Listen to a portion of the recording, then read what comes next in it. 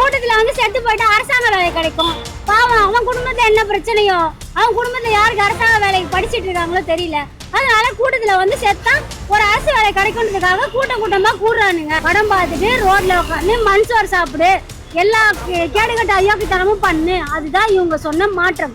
தமிழ்நாட்டுல எவ்வளவு பெரிய பிரச்சனை வந்தாலும் அந்த வாயை திறக்க மாட்டான். அந்த வாயை திறக்க மாட்டான். இப்படிதான் சிஎம் ஆக போறாரு அப்படி சொல்லிட்டு நடு ரோட்ல என்ன பண்ணாங்க நீங்களும் பாத்தீங்கல்ல. ஆபீஸ் வளாகத்துக்குள்ள எங்களை உள்ள விடு, நாங்க அங்க போராடிக்கிறோம். சரிங்க, நாங்க மெரினா கடற்கரைக்கு போராடல. ஐஜி ஆபீஸ் இருக்குல்ல, ஐஜி ஆபீஸ் வளாகத்துக்குள்ள எங்களை உள்ள விடு, நாங்க அங்க போராடிக்கிறோம். ஓகேவா? இல்ல தலைமைச் செயலகம் சும்மா தானே கிடக்குது, அங்கதான் எவனும் ஒழுங்கா பேச மாட்டீங்களே, அங்க கொடுங்க, நாங்க அங்க உட்காந்து போராடிக்கிறோம். பீச் வந்து போராடுறதுக்கான இடம் இல்ல அப்படின்னா என்ன மானாவுக்கு நீங்க அங்க ஜல்லிக்கட்டு நடக்கும் போது மூஞ்ச மூடிட்டு எதுக்கு வந்த?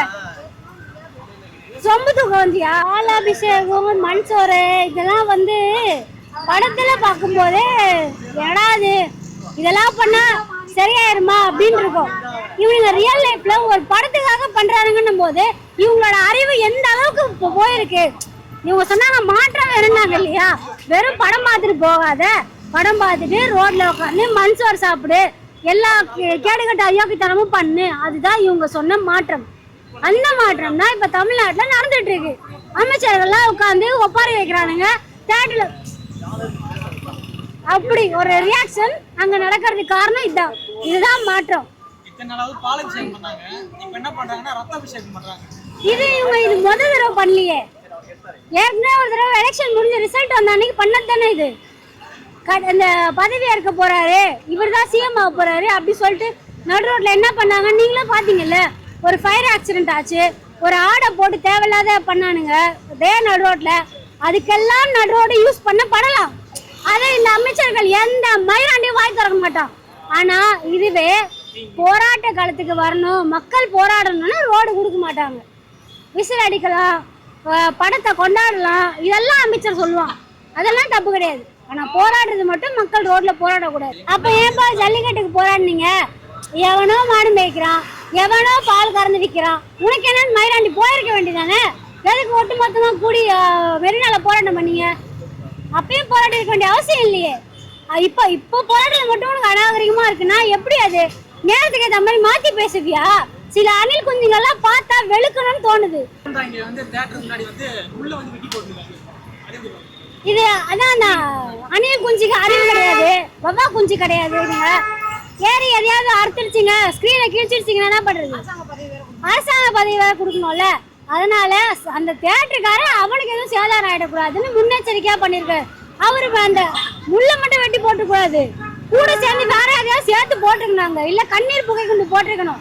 எனக்கு தெரிஞ்சு நேற்று தியேட்டர்ல எல்லாம் படம் பார்க்க போன அமைச்சர்கள் தியேட்டர்ல எல்லாம் கண்ணீர் புகை கொண்டு போட்டிருக்காங்கன்னு நான் சந்தேகப்படுறேன். இதை சிபிஐ கண்டிப்பா விசாரிக்கணும். அதான் இவங்களே ஓபன் ஸ்டேட்மெண்ட் கொடுக்குறாங்களே, அப்படி கூட்டத்துல வந்து செத்து போயிட்டு அரசாங்க வேலை கிடைக்கும். பாவம் அவன் குடும்பத்துல என்ன பிரச்சனையோ, அவன் குடும்பத்துல யாருக்கு அரசாங்க வேலைக்கு படிச்சிட்டு இருக்காங்களோ தெரியல. அதனால கூட்டத்துல வந்து செத்தா ஒரு அரசு வேலை கிடைக்கும்ன்றதுக்காக கூட்டமா கூடுறானுங்க. கூடட்டும், நீ எதுக்கு படிக்கிற? ரொம்ப வருஷமா படிச்சு எதுக்கு அரசாங்க வேலை கிடைக்கணும்? போங்க தேட்டரா கூடுங்க, தியேட்டர் ஃபிளக்ஸ் மேலே நின்று கீழே ஊழ் சாவு. யாருக்கு பிரச்சனை? ஒன்றும் பிரச்சனை கிடையாது. அந்த ஆள் நான் இன்னைக்கு கொடுக்குற ஸ்டேட்மெண்ட்டு, தமிழ்நாட்டுல எவ்வளவு பெரிய பிரச்சனை வந்தாலும் அந்த ஆள் வாயை திறக்க மாட்டான். அந்த ஆள் வாயை திறக்க மாட்டான். அந்த சின்ன பையனுக்கு எந்த கல்வியை கொடுக்கணும், எந்த அறிவை கொடுக்கணும்னு ஒரு தகப்பனா இருக்க வேண்டிய அந்த ரோலை அவரு தப்பா பண்ணிட்டார். அவர் ஒரு நல்ல ஃபாதர் கிடையாது, ஒரு நல்ல அப்பா பண்ற செயல் அது கிடையாது.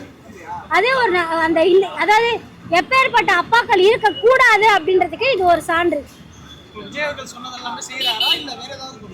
அந்த ஆள் சும்மா கத்துவான், கம்முன்னு போய் உட்காந்துருவான்.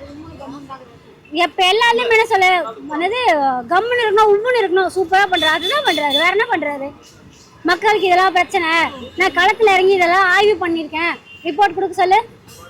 ஒண்ணும் கிடையாது. ஒரு அரசியல் அறிவும் கிடையாது. பெருசா பேசுறது மட்டும்தான். பாஜக அது அந்த அரசு இந்த அரசுன்னு பேசுறல, இப்ப வாயத்தோட